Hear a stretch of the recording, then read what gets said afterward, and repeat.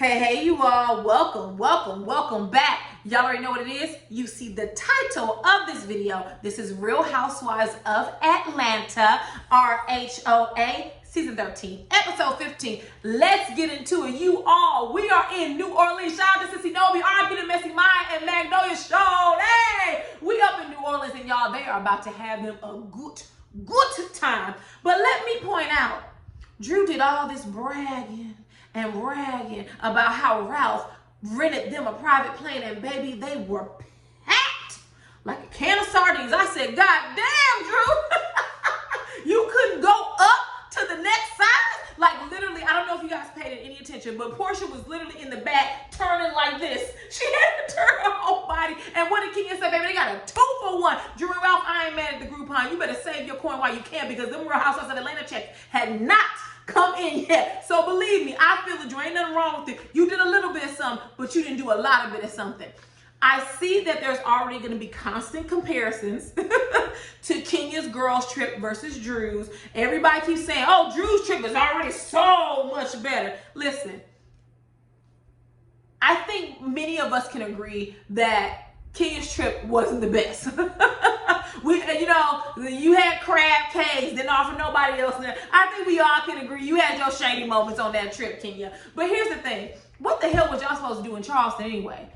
Charleston, New Orleans. Charleston, New Orleans. Like, I just don't see, there's no way that Charleston could be more fun than New Orleans. But anyways, moving right on along, we see that Drew has extended an invite to all of the women to bring their children. And how many brought them, you ask? Only Kenya, which is what I thought. The rest of y'all heifers was doing all that crying and wailing. Porsha accused Kenya of saying her mothering was better than Porsha's mothering. You did all that crying and falling on the floor and holding Kenya accountable for not offering anyone to bring their children, only for you not to bring yours.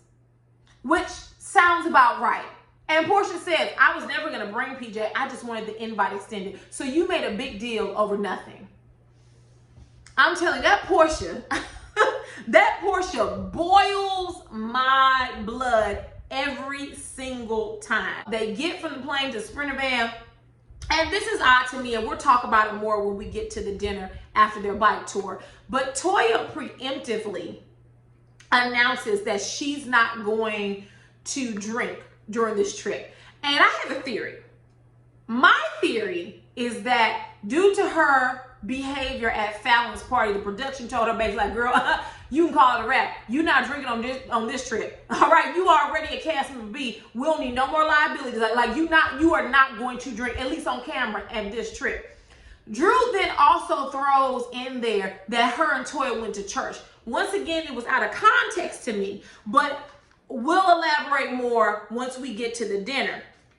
Once they arrive at the hotel, I have to admit, there was a whole spread. It was po' boys, there were drinks, there were chips, they had a band, so everything was laid out really nicely. Drew did an excellent job on that, because I love me a good shrimp po' boy or a catfish po'. Let me tell you something. You want to kidnap me? Just take a shrimp po' boy and wiggle it out the window. I promise you, you'll get me in 5 seconds. I'm not lying. But anyways, so Drew gives Cynthia the best suite at the hotel, or the best suite in New Orleans, as she says, because she did not fulfill her professional obligations to sing at Cynthia's wedding, because she was at the night out in Nice, or whatever the hell the dumb party was called, and she was too busy slinging them back and yelling and cursing at Toya, and her voice went out on her, okay? So she, in order to make up for that, she gave Cynthia the best room in the house. The other women were going to have to compete in a booty bouncing contest. Now, y'all gonna get mad at me, but I'ma say it because I'm tired. I am downright tired. I haven't watched the other Real Housewives franchise in years. I've never watched Real Housewives of Dallas, and I looked at 2 episodes of Salt Lake City and couldn't make it past that white woman saying she likes gay men and black men. I could not make it past that. I'll be honest with y'all. So I don't know what they do on their shows now. I used to watch the New Jersey, the OC, blah blah blah. I do watch Beverly Hills, but because that's because Garcelle came back on. Before that, I hadn't been watching. But why is it that the cast of Real Housewives of Atlanta, and I do mean every single Sunday, there is a booty cheek spread across my TV every single episode? And to my knowledge, y'all tell me if I'm wrong, this is the only franchise that does that. And it's starting to bother me because I don't mind a good twerk. I actually love the Zydeco class they went to later on. I love the culture and the history infused together. I don't mind none of that. I love a good twerk. But every single episode, one or more of them has their booty cheeks spread across my TV. If I don't see them twerk no damn more for the rest of the season, it could not be soon enough. But anyways, Drew comes up with this game where the next best key to the suite or the next best room up for grabs, they're going to compete in a booty bounce contest. And y'all, I'm right with Kenya. Okay, I'm too old for this. Just give me my key. And what Kenya do? She went ahead and upgraded her room. See, Drew, that's something you couldn't do because your Real Housewives of Atlanta checks had not cashed yet. And we know that you and Ralph had to put that private plane on a card, okay? Because you couldn't upgrade. It was obvious because you couldn't move around. So we know you couldn't do that. And baby, let me tell you something. Drew and Porsha was on fire, but let me not skip ahead.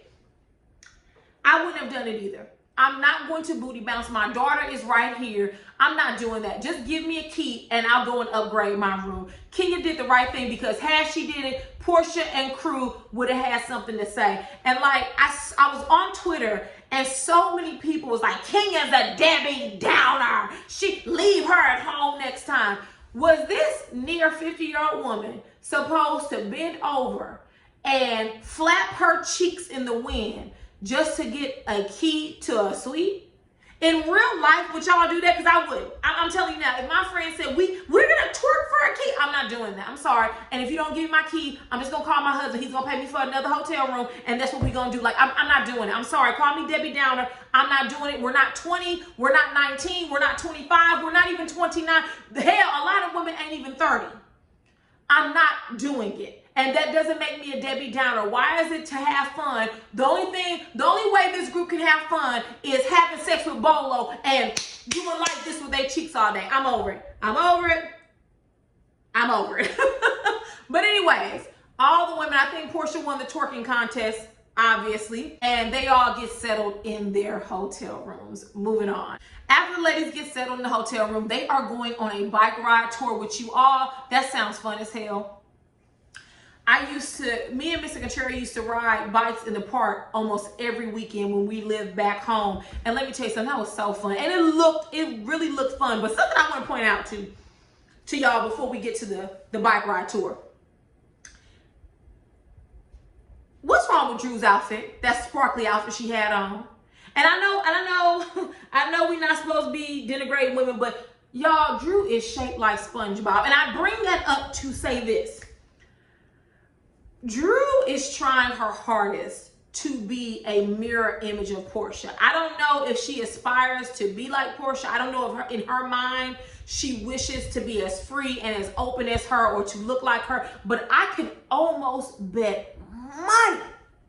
I could almost write a $1,000 check that next season, if Drew is extended a season 2 Peach, that she is going to find out who Porsha's doctor is. You know, her doctor, her cosmetology doctor. And baby, Drew gonna come in with a new waist, a new behind, a new boobs, and a new flat stomach. How much y'all want to bet? Save this. And remember, I said it first. She is all up on Porsha. Like, literally, she's Porsha's shadow. Like, it's almost like she's trying to please Porsha. Like, what is this? Porsha is not the Nene Leakes of Real Housewives of Atlanta. There's only one. I don't care what we say about Nene. There's only one. Period. No one else could be Nene. Just like no one else could be Porsha. There's only one bird brain trust. But anyways, Porsha and Drew are just chomping at the bit. Just at the thought that Kenya is in a basic room. I mean, like, they were giddy. They were laughing. They were joking. And honey, Miss Kenya walked on down there and walked on the bus and sat down. And she let them know, oh no, I love my room because I upgraded. Honey, when I tell you Drew's face was cracked. Oh, well, I just wish you would have told me because I need to know where everyone's at. What the hell do you need to know where I'm at for? Okay, the production crew know where I'm at, so therefore you know where I'm at. And what can you say? I'll send you the room number. Y'all, they show them touring the city and stopping at the different landmarks, and they really looked like they were having fun. They was just kicking their legs and everything. Like I said earlier, honey, I done packed on the pounds during quarantine. So, honey, I would have been done after the first mile. I've been huffing and puffing. I've been pushing the bike along. Like, after I get fully vaccinated, honey, I'm back in the gym because, honey, these thighs and these hips and this booty can't take no more weight, I promise you. But they all looked really good, so shout out to them. They finally arrive at the restaurant and they get to dinner. Now, dinner is very important here because it's gonna kind of bring some perspective on what Drew and Toya were talking about earlier on the Sprinter van. So Toya arrives. When Toya gets there, she already has an attitude. We see her jump up, she runs to the bathroom, and she comes back. Kenya asked her, like, girl, what's wrong? You okay, sis? And she's like, I'm just irritated. I'm frustrated. Kenya asked her, well, girl, what's going on? Why are you frustrated? I don't want to talk about it. And I remember, I go back into my mind to Candy speak on it with Kenya. And I remember Kenya saying that LaToya doesn't listen to advice. Like, her, Cynthia, and Candy have all tried to, I guess, give her, like, you know, pieces to the game on Real Housewives, and she hasn't listened, and she's gotten herself in trouble, is what Kenya said, loosely, don't quote me. And now that I'm seeing this scene, I think that the trouble that Toya got herself in is that the production told her, nah, girl, that stuff that happened at Fallon's house, that was wild. That was hella wild. Yeah, you can't drink, right? You're cast member B. We can't have those type of liabilities just flying around for cast member B. No, ma'am. So you're gonna sit here, you're gonna participate, you're gonna get paid, but you're not gonna drink. And the reason why I further believe that is because once they all order their food, which Porsha, we see you talking about you a baby vegan. You've been a baby vegan for 4 years now. Talking some baby makes mistakes. Oh, babies make mistakes, right? Did you make a mistake when you ordered those short ribs when you was out to dinner with Dennis, huh? Did you? Was that a mistake? I don't think so. Porsha's not a vegan, y'all. I done told y'all that once, and I'll say it 1,000,000 times. Porsha is not a vegan. But anyways, everyone's eating, right? And there's a silence because they're eating. And Toya busts out and says, oh my God, not another Fallon party. Basically indicating that she was bored or that it was boring. And Cynthia and Kenya, they kind of chided Toya. They were like, hey, like, you can't act that way. You acted terribly at Fallon's house. Like, you can't be disrespectful to someone's husband like that. You know, they were chiding her. Like, you know, you need to basically behave better. And she was like, you know, I said what I said and I don't care and I'll do it again.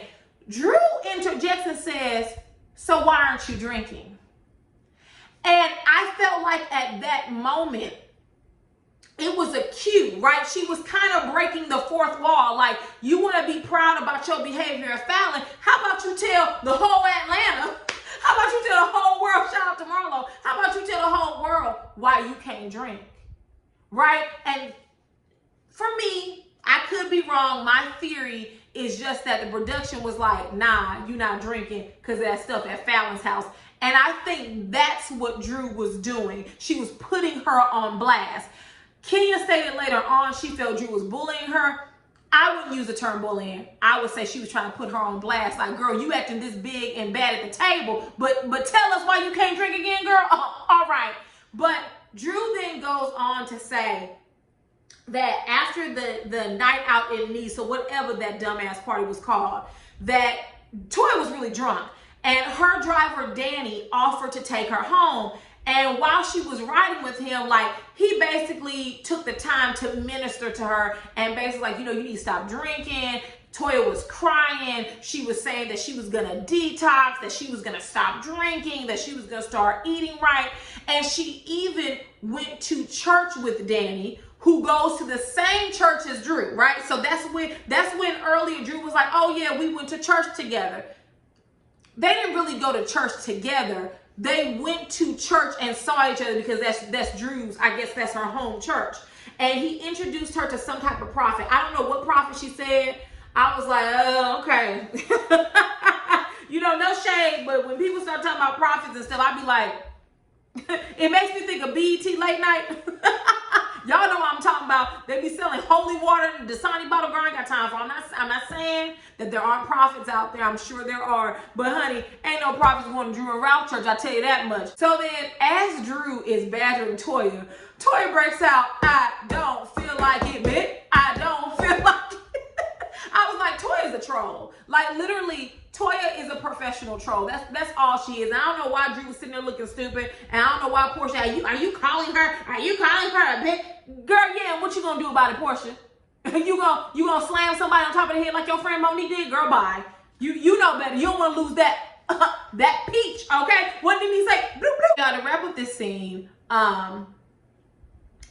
Kenya says that Drew shouldn't have been shaming Toya, which I agree with. I think that Drew definitely was trying to shame her. I think she was trying to put her on blast, and I think everyone at the table knew that. But, you know, Toya gets irritated. She was like, you know, I'm about to leave. I guess I'll go to my AA meetings. I'm out. And when Kenya went outside with Toya, she was basically like, listen, are you okay? But, girl, you can't be telling your business to everybody. And truer words have never been spoken. Porsha and Drew and them ain't your friends. They the good time girls, but they will stab you in the back.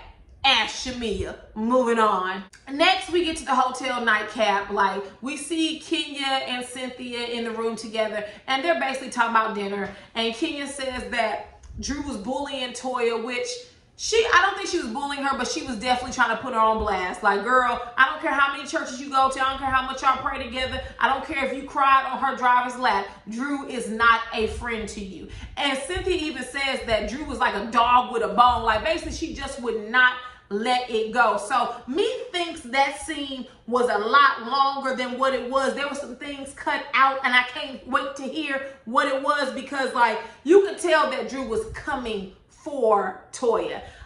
Next, we see Porsha, Shamia, and Drew all in one room. And basically, they all want Porsha and Marlo to have a discussion.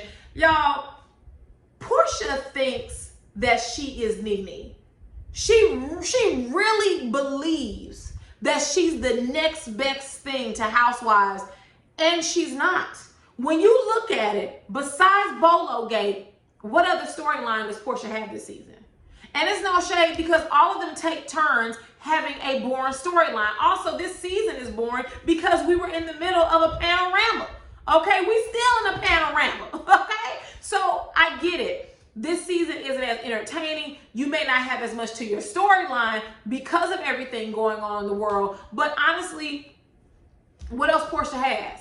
So I don't know why she thinks she's some big kahuna. And when you boil it all down to it, she has that Nene Leakes complex of, if that is my enemy, they're your enemy as well. Because she keeps saying that she doesn't care, but Marlo is so fake now. Well, what makes Marlo fake? The fact that she told the truth? That she heard noises? Because, girl, we ain't heard from Tanya since that episode. She got the hell out of Dodge real quick because she knew what happened, and she knew what she didn't want to get out. She didn't even take a chance at what could get out. She left that show lickety split. This whole shtick about she thought her and Marlo were really friends. Well, why do you think you're not friends now? Because she won't agree that you didn't do anything with Bolo? Like, that's not a friendship. You want me to lie for you, and that's not a part of friendship. I don't have to lie for you if I don't want to.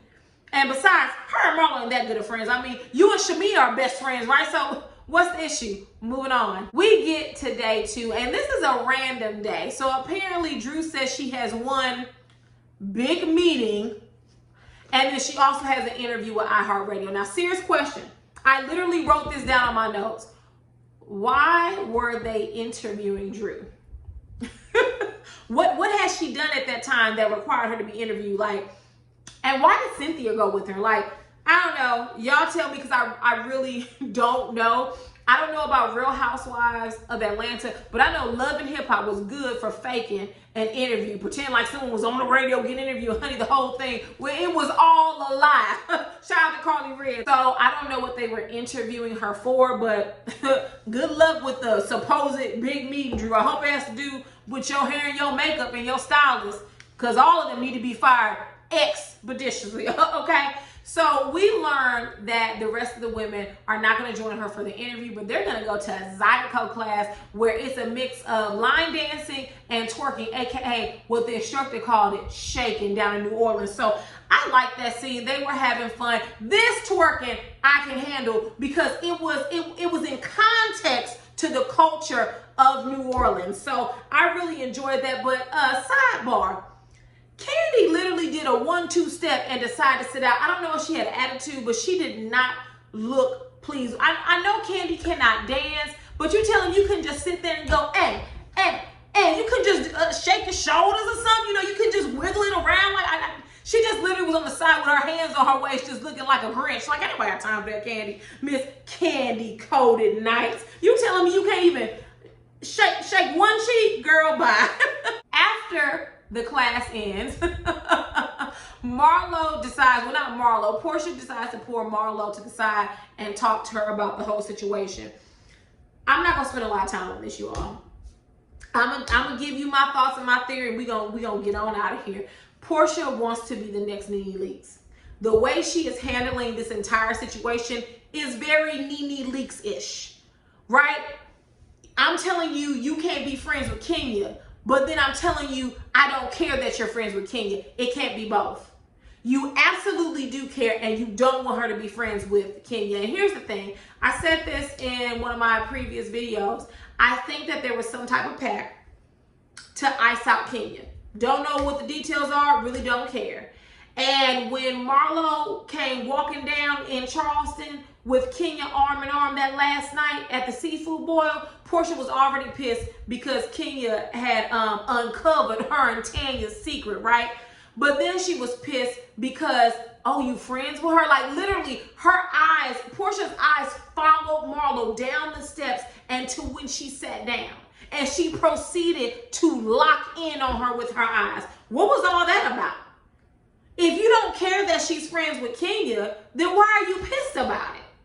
That's what doesn't make sense. So then she first says that, well, I didn't get invited to your showroom. Marlo says my showroom isn't open. Where other people were there. Well, Kenya asked because she dropped by. You can drop by. All you got to do is call and ask me.